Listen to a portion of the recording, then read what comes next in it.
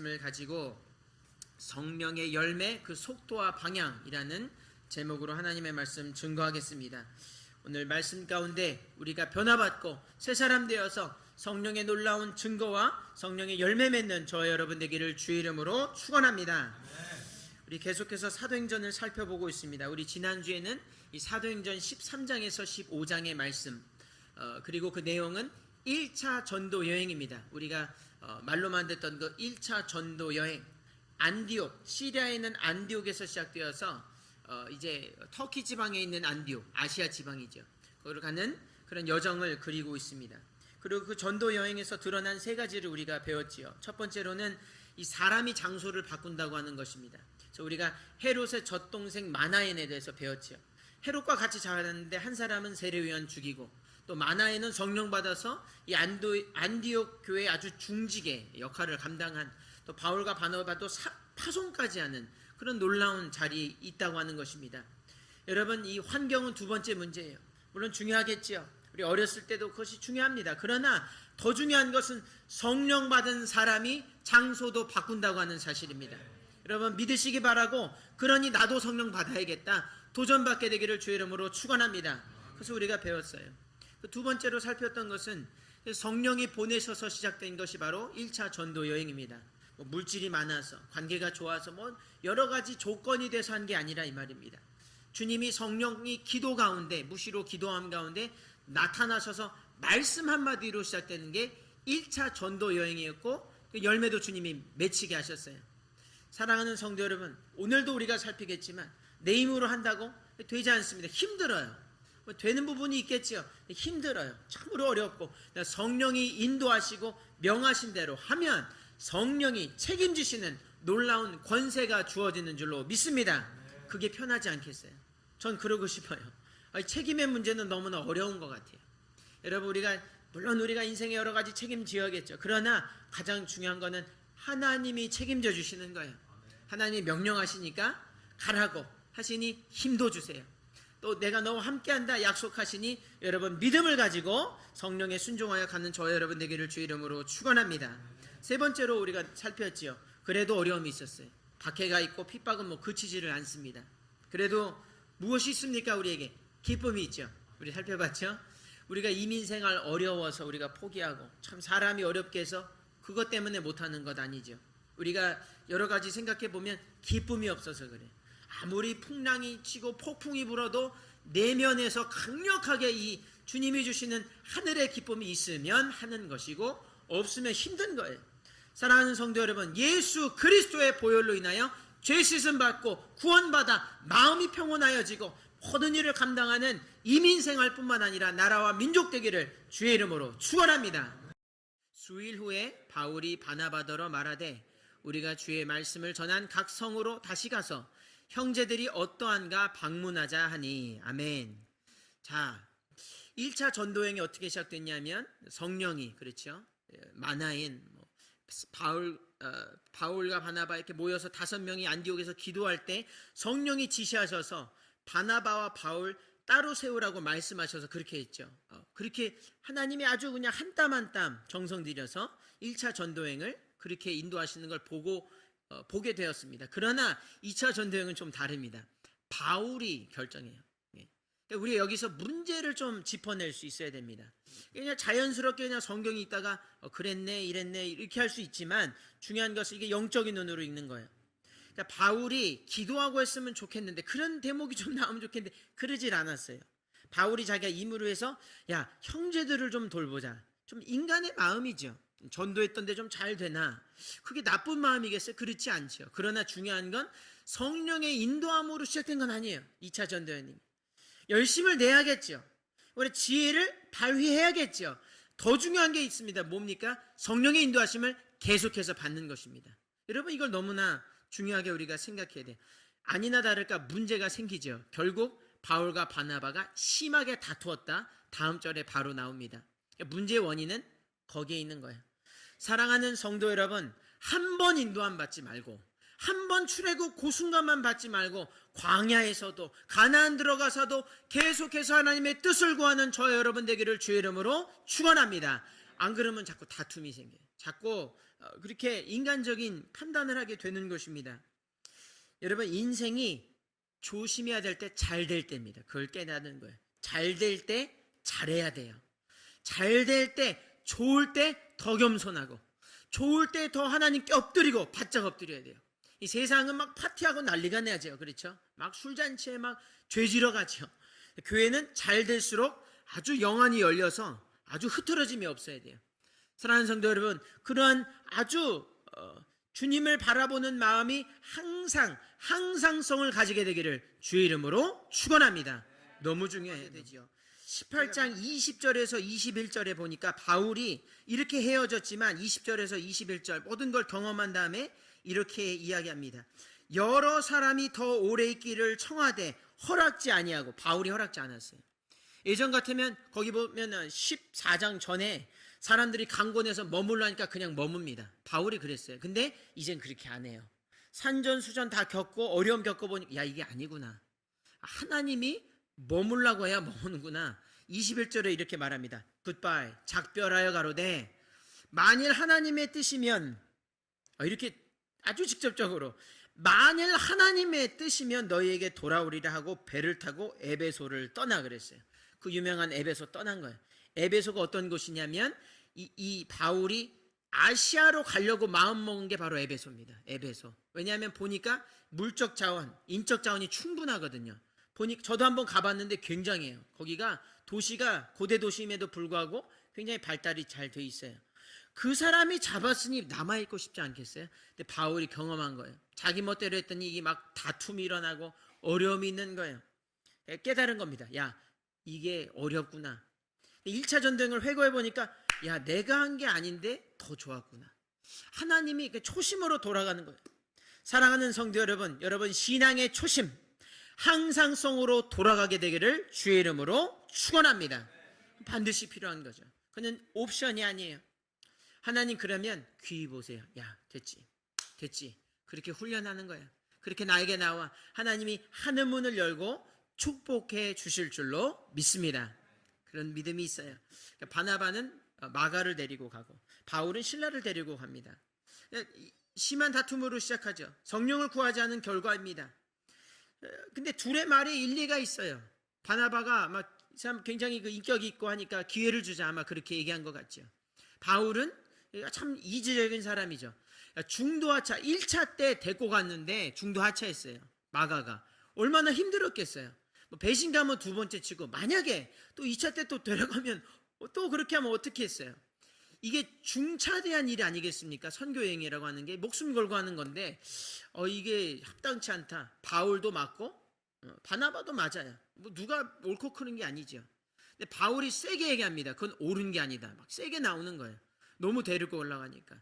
근데 보니까 여러분 이게 참 그런 것이 뭐가 있냐면 바나바의 친척입니다. 마가가 바나바의 친척이에요. 그러니까 바울 입장에서 보면 저 인척 어떤 인정으로 하려고 하나? 그렇게 얘기했을 수도 있겠어요. 그런 말은 없지만 아마 그럴 수도 있겠다 생각은 듭니다. 어쨌든 그렇게 싸웠던 것을, 다툼을 우리는 볼 수가 있습니다. 보게 되면 바울은 굳이 따지자면 일 중심이죠. 바나바는 어떻게 보면 관계 중심입니다. 바울을 데리고 온 것도 바나바 아니겠습니까? 관계가 중요한 거예요. 좀 흠이 있고 그래도 이게 좀 그렇게 가야 된다는 것, 좀 기회를 주고 그런 것을 볼 수 있죠. 둘 다 틀린 것은 아닌데 단점도 있는 거예요. 참으로 그런 일이 있는 것을 볼 수가 있습니다. 이 성향과 경험적인 차이가 낳은 선택이죠. 둘 다 틀리지 않았습니다. 왜냐하면 둘 다 열매가 있었어요. 오늘 보니까 41절에 바울이 떠납니다. 그리고 수리아와 길리기아로 다녀가며 교회들을 굳게 하니라 그랬어요. 그러니까 열매가 있었어요. 그리고 16장에도 바로 계속해서 성도의 수가 막 더해지는 거예요. 막 능력들이 나타나고 열매들이 맺혀요. 분명히 그런 열매가 있습니다. 바나바는 어떤 사람이냐? 마가 데리고 가고 실패하지 않았습니다. 마가가 어떤 사람이 되었냐면, 마가가 나중에 바울이 옥에 잡혔을 때 누구를 찾았냐면 이렇게 얘기합니다. 내 옆에 누가가 있다. 누가란 사람이 있고 이 사람 참 잘 도와주지만 지금 내게 필요한 건 마가다 그랬어요. 마가. 그 사람 나에게 유익이다. 그런 고백을 했어요. 그리고 이 바나바가 정말 성공한 거죠. 제자 키워낸 거예요. 바나바도 열매가 있는 겁니다. 그리고 그 마가가 마가복음 썼어요. 그러니 이건 둘 다 열매가 있는 거예요. 바로 그것입니다. 우리가 막 심하게 서로 싸우고 막 다투다 보면 잘못된 거예요. 하나님이 주시는 그 목적, 부르심의 목적인 열매를 보고 가야 되는데 서로의 얼굴만 보고 있는 거예요. 이것이 성도의 실수입니다. 사랑하는 성도 여러분, 열매에 집중하게 되기를 주의 이름으로 축원합니다. 너무 중요한 거예요. 주님 지혜가 있으시죠? 주님이 강하게 얘기했어요. 마태복음 7장 19절. 아름다운 열매를 맺지 아니하는 나무마다 찍혀 불에 던지느니라. 분명히 말씀하고 계세요. 근데 이거 우리를 위한 겁니다. 왜냐하면 이런 다툼이 있을까 봐. 불에 진짜 던져질까 봐 야, 열매에 집중해. 이렇게 말씀하시는 거예요. 아주 지혜가 있으신 예수님의 말씀 우리는 받아들일 수 있습니다. 여러분, 농구 선수 이 마이클 조단 잘 아시지 않습니까? 이 사람은 등번호가 23번인데 이 23번은 조던 넘버라고, 아예 그냥 그 사람에게 다른 뭐 선수가 23번에도 그건 그 사람 넘버 아니라는 거예요. 왜냐하면 이 조단이란 사람이 너무 인기뿐만 아니라 실력이 엄청났던 사람이기 때문에 농구계뿐만 아니라 이 스포츠계에서 굉장히 이름을 나타냈던, 그리고 빌 클린턴 대통령은 나보다 일자리를 더 맞는 사람이 그게 조단이다, 그런 말도 했어요. 실제로. 그리고 여러분, 시카고에서 선수 생활했는데 뉴욕, 아주 그냥 엄청난 경제와 부가 있는 뉴욕을 거에 상응하는 수준으로 올려놨다, 시카고를. 그런 평가를 받는 사람이 바로 마이클 조단이에요. 굉장한 사람이죠. 지금까지도 최고의 선수 1위로 뽑히고 있어요. 2위가 베이비 루스고 3위가 무하마드 알리입니다. 뭐 그 정도로 아주 뭐 하루 종일 얘기해도 그 업적이 대단한 사람이에요. 뭐 실내로 우승을 6번 했어요. 약팀에 들어가서 강팀이 되어서 파이널에 가면 진 적이 없어요. 이 사람이 굉장한 사람이죠. 엄청난 승부력이 있어요. 그리고 공격수임에도 불구하고 득점왕임에도 불구하고 수비 왕도 차지했어요. 수비도 잘했어요. 어시스트도 왕도 했어요. 스틸 뺏는 거, 공 뺏는 것도 왕했어요. 이런 사람이 없어요. 전무후무한 사람입니다. 그런데 다큐가 최근에 나오는데 그걸 보고 사람들이 좀 실망한 게 있어요. 이 사람이 어떻게 보면 완벽주의자고 관계보단 일인 거예요. 우승도 했지만 좀 아쉬움을 토로하는 것을 볼 수가 있습니다. 이 사람과 대적하고 필적할 만한 사람으로 누구를 꼽냐면 매직 존슨을 꼽습니다. 여러분 잘 아실 거예요. 매직 존슨을 꼽는데 이 사람도 위대한 선수였어요. 우승을 5번 했어요. 굉장히 어렵습니다. 우승이 5번 했지요. 어시스트 왕을 4번 했어요. 자유투도 왕하고 뭐 아주, 이 사람의 특징이 있어요. 이 사람은 조단과는 좀 달라요. 조단과 달리 뭘 했냐면 이 사람은 사교성이 좋았어요. 그래서 선수들을 키워주고 연습이 끝날 때까지 그 사람의 실력 향상을 위해서 자기가 헌신하면서 자기 시간 들여서 그렇게 한 거예요. 관계에 더 굉장히 유한 리더십을 가졌죠. 아주 그런 인격이 아주 특출한 사람으로 사람들이 기억합니다. 중요한 것이 무엇이냐, 뭐 이 사람이 저 사람 이게 아니라 둘 다 열매 맺길 원했다 이 말입니다. 그리고 열매가 있었어요. 그 둘을 비교할 수 있는 조건은 무엇입니까? 열매지요. 우승 못하면 열매도 없는 거예요. 그렇지요? 그 굉장히 중요한 거예요. 물론 그게 뭐 실적주의를 얘기하는 것은 아닙니다. 왜냐하면 많은 선수들이, 거의 모든 농구 선수들이 이 사람들을 존경해요. 이 사람 같이 되고 싶어하고 열심을 내요. 참 그렇게 볼 수가 있습니다. 사랑하는 성도 여러분, 신앙의 여정도 마찬가지예요. 일이 중요하든 관계가 중요하든 공동의 목표를 바라볼 수 있어야 하는 것입니다. 교회에 분란이 있으면 그 분란을 보지 마시고 열매를 보게 되기를 주의 이름으로 축원합니다. 열매가 있어야 돼요. 우리가 무엇으로 결국엔 주님께 드리겠습니까? 열매를 주님은 찾고 계시죠. 그 갈등이 갈등으로 끝나지 않으려면 열매 맺는 삶을 우리가 추구해야 한다고 하는 사실입니다. 여러분, 부부가 왜 다툽니까? 서로에게서 문제를 찾죠. 그리고 자기 인생에서 답을 찾아요. 아닙니다. 열매를 봐야죠.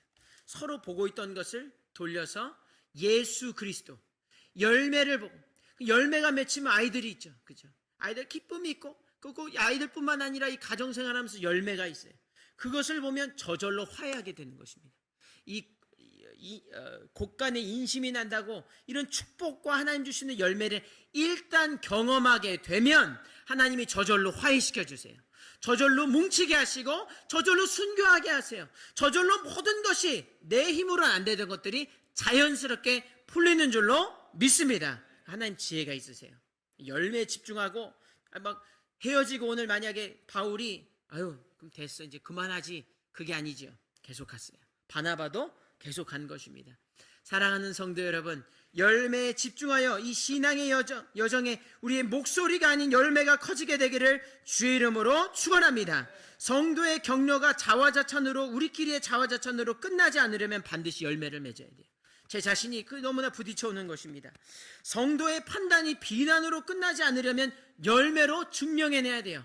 그래 세상을 막 판단하고 하지만 결국 열매를 우리가 맺어야 된다고 하는 사실입니다. 그리고 일단 열매 맺으면 주님의 기쁨이 우리가 안에 있습니다. 성령의 열매는 다 좋은 거예요. 다 보면 하나님 살아계시다.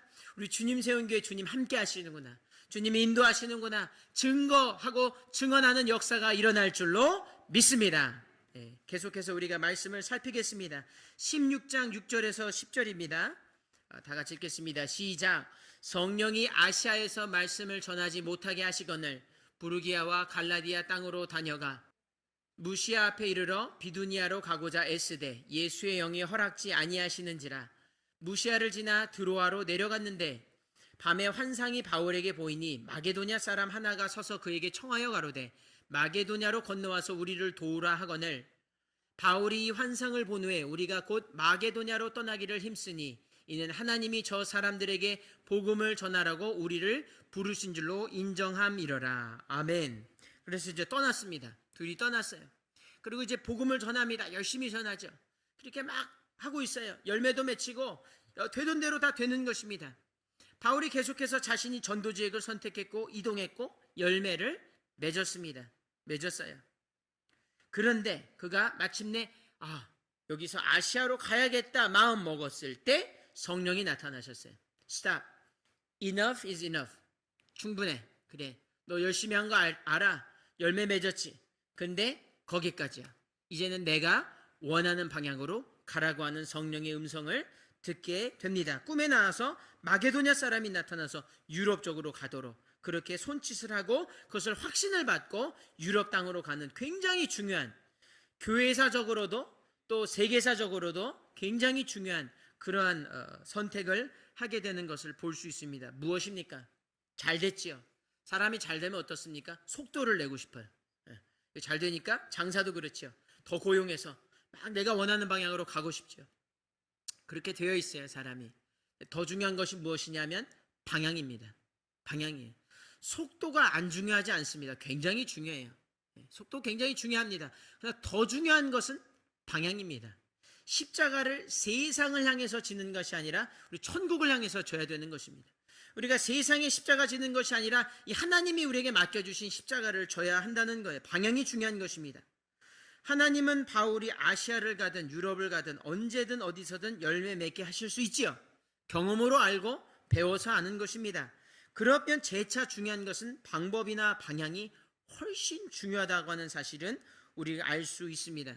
주님이 아까 읽었던 그 본문의 바로 뒤에 이렇게 얘기하세요. 7장 21절에서 23절.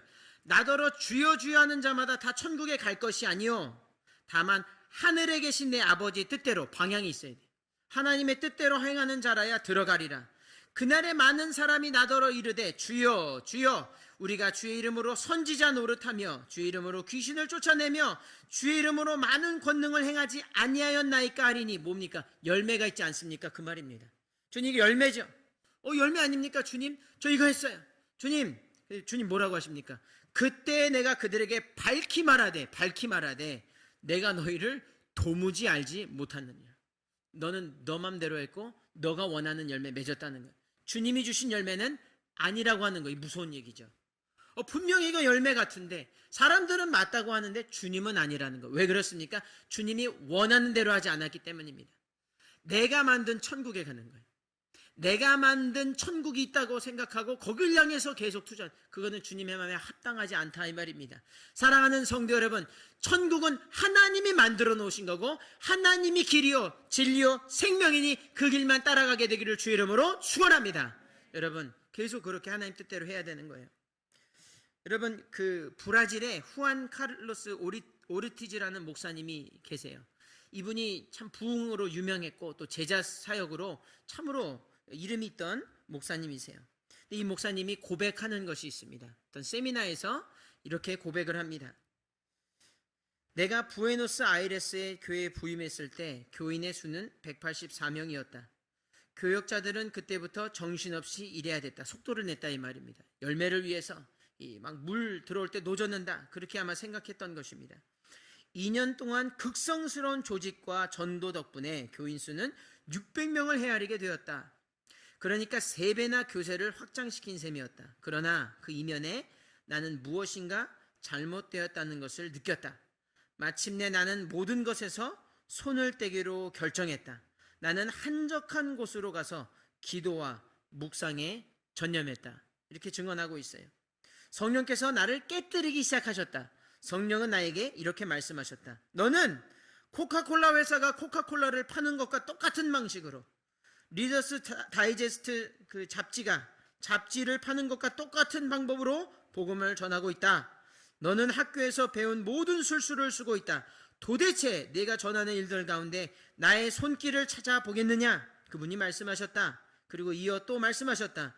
너는 자라나고 있질 않다. 성령이 말씀하셨어요. 너는 자라나고 있질 않다.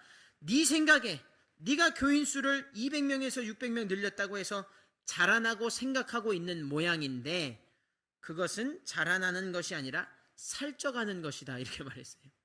뭐 정신이 번쩍 든 것이죠. 그렇습니다. 뭐 부흥성장 중요하겠죠. 중요한 것은 무엇입니까? 성령이 말씀하면 내가 언제든지 줄 수 있는데 넌 내 방법, 누가 주인이냐 그 말씀하고 계신 거예요. 사랑하는 성도 여러분, 하나님의 방법, 방향으로 열매 맺기를 주의 이름으로 축원합니다. 내 열매 아니기 때문에. 집사님 이 열매 이런데 어떻게 그렇게 저기 하십니까? 그렇게 말할 수 없다는 거예요. 하나님이 맺게 하시는 것이기 때문에.